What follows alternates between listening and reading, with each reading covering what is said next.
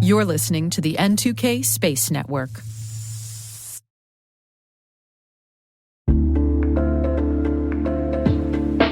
Hi, I'm Brandon Karpf, Executive Director of N2K Space. I want to share with you a word from our sponsor, the Italian Trade Agency. If you didn't know, Italy plays a critical role in the international space economy as one of the largest and most advanced aerospace manufacturing hubs. From satellite systems that connect the world to interplanetary missions that push the boundaries of exploration, Italy stands at the forefront of space advancement. JUICE, Euclid, Artemis, DART, and Webb, Italy's space industry had a significant part in each of these missions.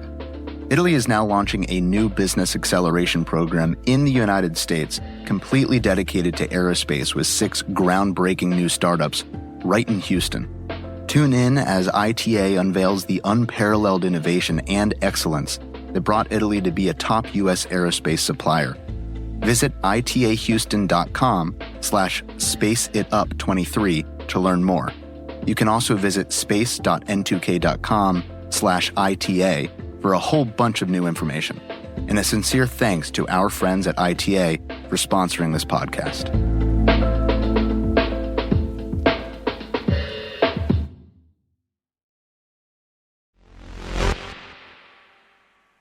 Large-scale surveillance by satellite was for a long time the monopoly of the American military. But as many, if not most, T-Minus listeners likely know, China has been building up its own surveillance capabilities and satellite fleet for several years now.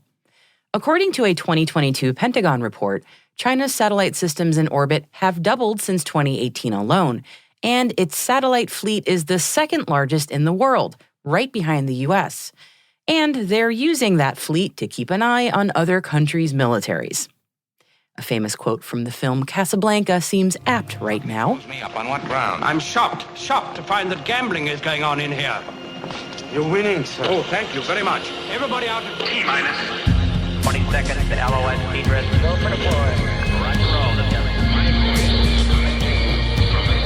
Today is August 22nd, 2023. I'm Maria Varmazis, and this is T-Minus.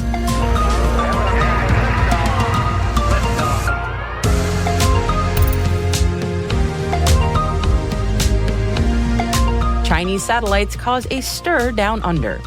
Japan says North Korea is planning to launch a satellite later this week.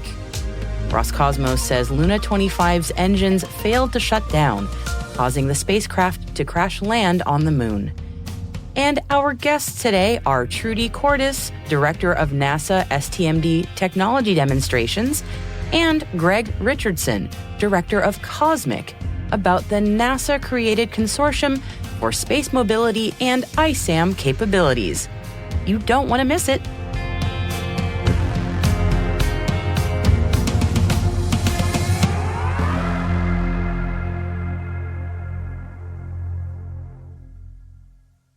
And now on to today's Intel briefing.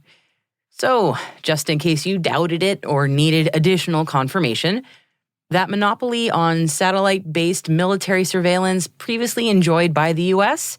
is officially over, says ABC News Australia. That's from news via EOS Space Systems, an Australian commercial space company based in Canberra, which has been keeping an eye on the positions of and optical surveillance data gathered by Earth-observing satellites belonging to China. Those satellites, says EOS Space Systems, were and are keeping a keen eye on 2 military exercises this year, one of which is the Malabar Maritime Exercises currently underway, and the Talisman Sabre War Games that happened in July, which is a major land, air, and sea military exercise held across northern Australia that includes participation from the militaries of about 13 countries, including Australia and the United States. Specifically, 3 surveillance satellites in geostationary orbit were keeping an eye on Talisman Sabre, says EOS Space Systems, and for exercise Malabar, in which Australia, the US, India, and Japan are all currently participating, it's a fleet of low Earth orbit satellites that are doing the surveillance heavy lifting. James Bennett of EOS Systems said this to ABC News Australia.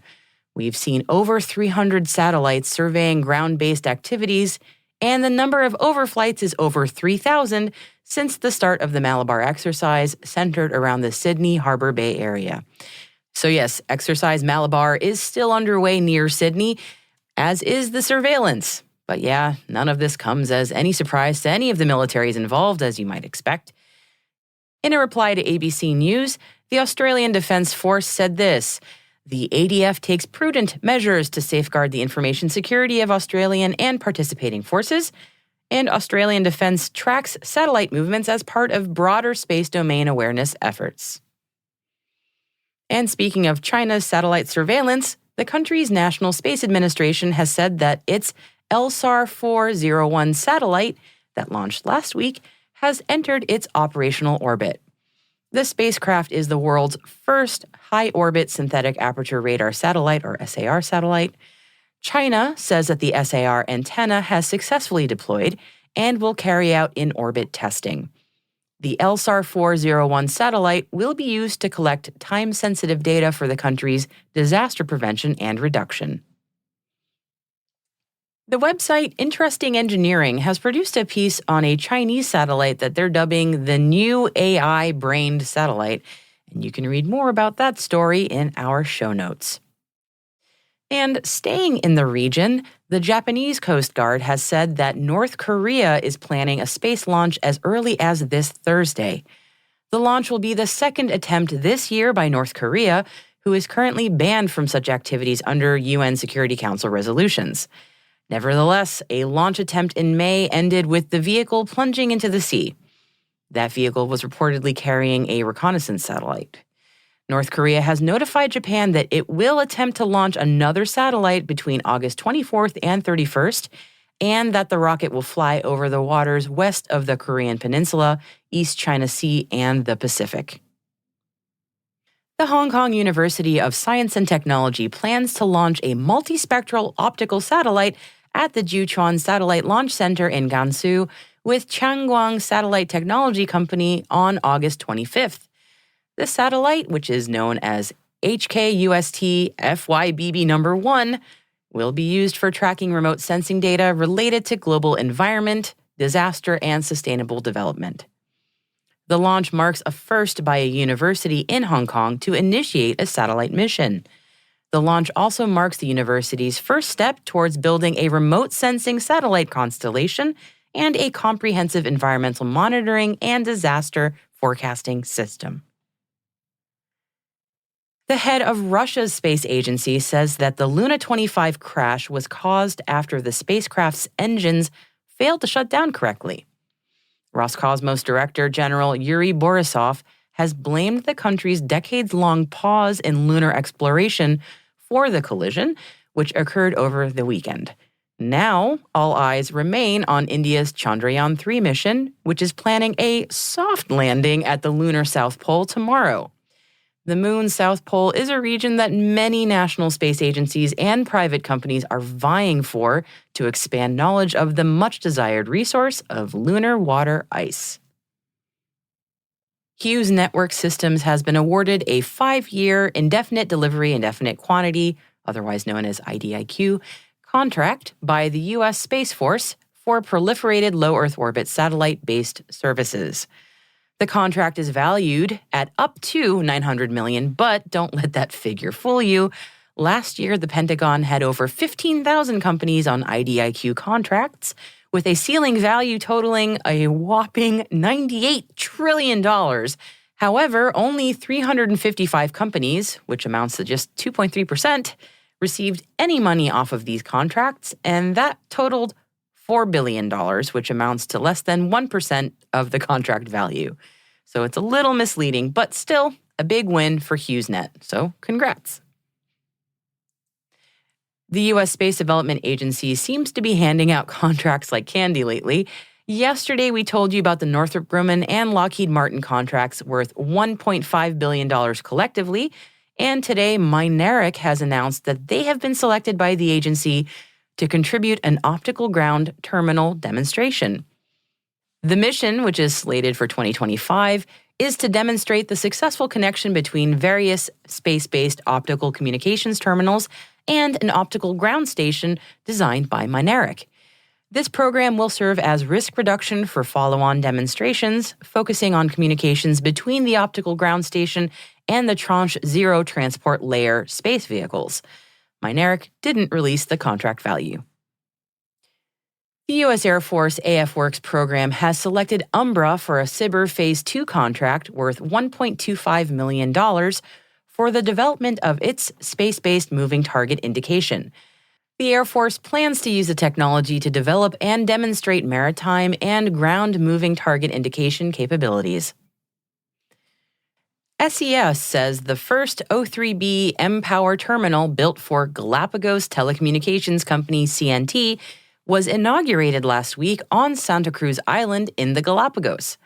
The announcement comes after CNT recently signed a deal to increase its capacity agreement with SES from 1.5 gigabits per second to 2.5 gigabits on the O3B constellation, with plans to migrate to O3B mPOWER. CNT wants to double the speed of the internet and establish a free Wi-Fi zone for users in the Galapagos Islands. U.S.-based Earth observation company Satellogic has signed an agreement with Saudi-based Quant Data and Analytics. Quant will use Satellogic's satellite imagery to serve the property tech landscape in Saudi Arabia and the Gulf region for monitoring of urban development and compliance with environmental and zoning regulations. The Canadian Space Agency has awarded 6 grants totaling just over $1 million Canadian dollars to support industry academia collaborative research. The agency says the projects had to have already received an NSERC Alliance grant for research on a topic related to one of the priorities identified in the Space Strategy for Canada, or to further the research in the field of quantum technology.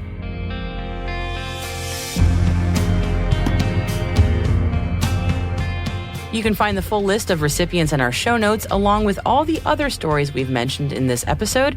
And we've added a few extra opinion pieces in our selected reading section today, including many on Russia's failed lunar landing, as you might imagine, one on space junk, and another on NASA's misplaced branding in fashion. You can find all those articles and a whole lot more at space.n2k.com. Hey T- crew, we have a new survey out, and it's just one big important question that we'd love to know the answer to. What new feature do you think we should add next? The link is at the top of the show notes, and we greatly appreciate your feedback. And as always, you can email us at space@n2k.com. Thanks, crew.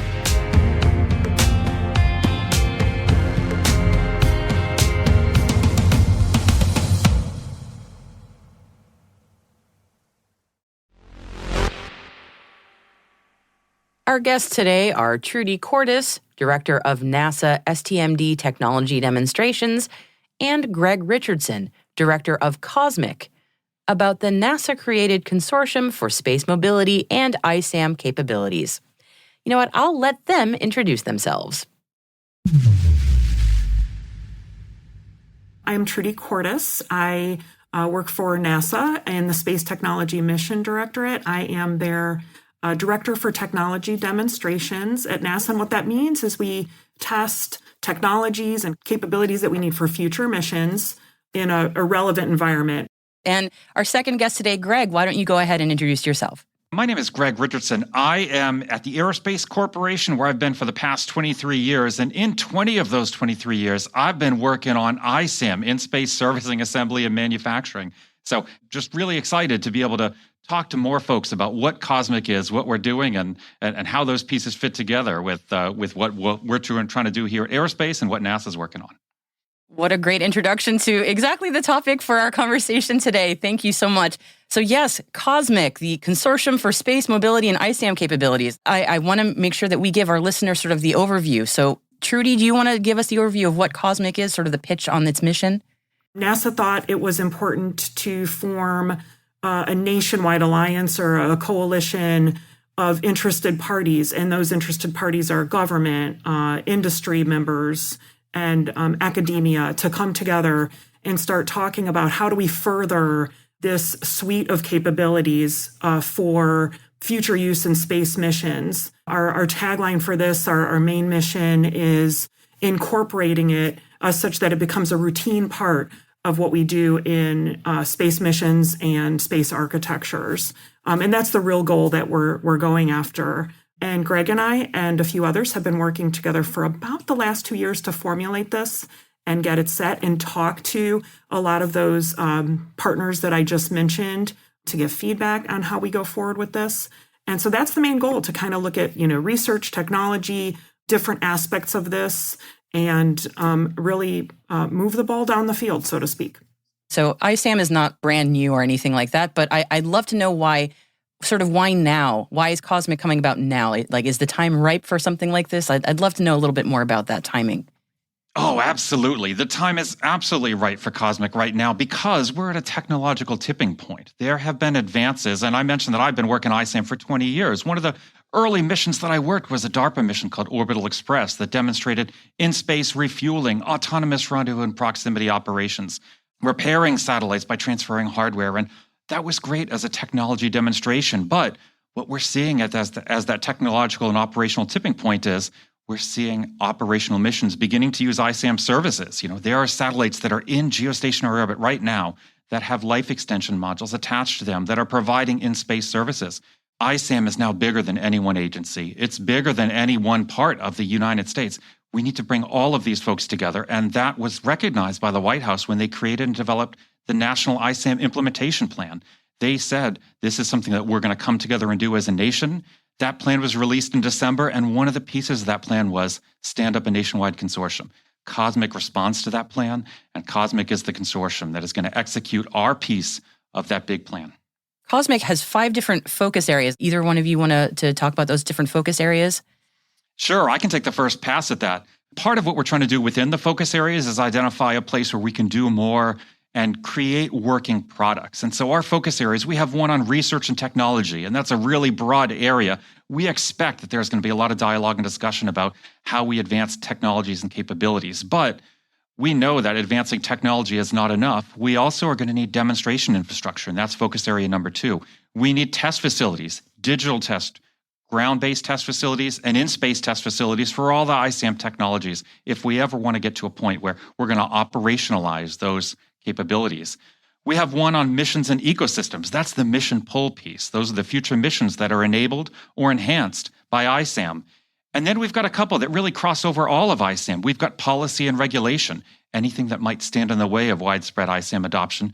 And we've got workforce development, and that is not just the future generations of scientists, engineers, and operators thinking about how they use ISAM, but also how can we reach out to the folks that are currently building satellites, that have built them in a non-serviceable way for maybe most of their career? We want them to understand, what is ISAM, what can it do, and how can we design and build satellites differently? And those 5 focus areas represent where we expect a lot of the products from Cosmic will be developed. What would success for the Cosmic mission look like? So I touched on it in my first comments, but we really do take seriously what we say is making this a routine part of what we do. And right now it's really not thought of in that way, but what are those things like Greg touched on? When we put a space asset on orbit and it serves its lifetime, and then it goes, into some different orbit that's where it's not going to be utilized. Can we use that asset for a longer period of time? So we're talking about, just from a spacecraft aspect, refueling, relocating, augmenting, repairing, any number of things that's like just a toolkit that would be in space that we could use focused on robotics and autonomy capabilities. But then also, what could we be making in space that we currently, cannot? And for NASA missions, for example, we have some very long duration missions where you're potentially going to be sending humans for a long period of time. You cannot take along and think of every possible thing you might need to take with you. What can you make in situ or in that location where you need it, especially things like, medical supplies. What is the next big thing that you can build in orbit instead of building on the ground? There's this process when you go through flight hardware build and design and test on the ground before you launch it to make it can survive all of those, launch environments. what can you remove from that so that you're making something on orbit? You take the raw materials with you and you make it there instead of making it here and then launching it. Plus, then you have other advantages of that, like you're not confined to the space that's inside of a launch vehicle fairing. So there's a lot of different applications for that. To just expand a little bit, we'll get to success, I think, when our mission designers and mission planners are thinking in that way. But they need data. What are those trades? What is that information that they need to be able to make those decisions in the way that they need? And I think that this consortium can help that in providing that information to them that, perhaps currently doesn't exist. And Greg, I want to give you the opportunity if you want to add anything. Yeah, from a consortium perspective, our vision is to make ISAM a routine part of space missions and space architectures. And in order for that to happen, we've got to get away from that ones and twosy kind of approach. We need to get to a point where we don't have firsts every time you launch an ISAM mission. That, as Trudy mentioned, we've got procedures developed. We understand how we acquire these, build these, operate them, use them, and that we have safe, reliable, and effective in-space services. When that happens, and if that happens as a result of the collaboration that COSMIC engenders, that's when we know that we've done our job and COSMIC has been successful. There was just a virtual engagement session. Trudy, do you want to start us off telling us how that went and what happened there? Yeah, so that was really our first time with the broader ISAM community who's interested in this consortium to hear about how we plan to operate. So just some basics behind how we're structured. What does the governance look like? What are the different focus areas that Greg detailed out earlier? What's going to happen within those? And so that session that happened a few weeks ago was just that time for us to provide information almost in a webinar type of format to the community so they could start to think about the ways that they want to participate in this. It was the lead into a kickoff meeting. Greg, could you tell me a little bit about what's expected at that kickoff meeting in November? Yeah, so that kickoff is the first time we're going to bring together the US ISAM community. And here we're talking about the entire US ISAM community, government, industry, academia, nonprofit research institutions, other consortia. We're bringing them together to talk about what's happening in ISAM, where we are as a community, and what COSMIC is going to do. And so that's the key, is that kickoff is the first time we come together and talk about work products, that we start figuring out what are the things that COSMIC does that benefit each of those stakeholders? What are the products that we can create? What are the activities that we should perform over the next year? And really have that community engagement so that they can all come together and we can focus on what we can do as an integrated US community working on ISAM. So for anyone who's working that, please go to our website, cosmicspace.org. Sign up for the newsletter. Sign up to be notified, to get more information about the kickoff. We want to have you there, and we want you to participate as we work together on making ISAM a routine part of space mission operations.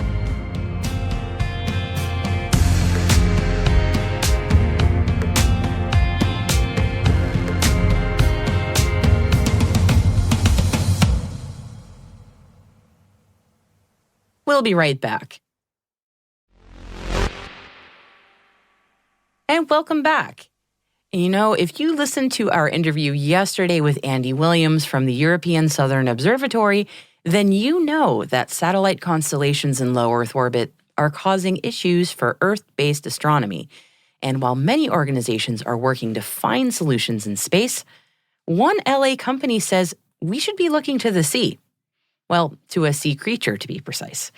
New startup Squid 3 Space is developing a smart electronic covering that can be applied to the exterior of satellites.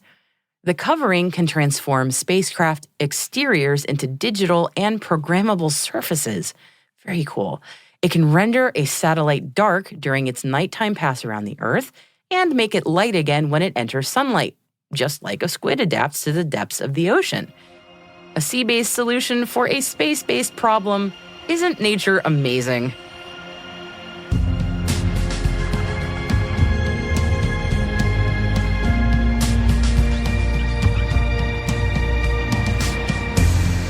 And that's it for T-Minus for August 22nd, 2023. For additional resources from today's report, check out our show notes at space.n2k.com. We're privileged that N2K and podcasts like T- are part of the daily routine of many of the most influential leaders and operators in the public and private sector, from the Fortune 500 to many of the world's preeminent intelligence and law enforcement agencies. This episode was produced by Alice Carruth. Mixing by Elliot Peltzman and Trey Hester, with original music and sound design by Elliot Peltzman. Our executive producer is Brandon Karpf. Our Chief Intelligence Officer is Eric Tillman. And I'm Maria Varmazes. Thanks for listening. We'll see you tomorrow.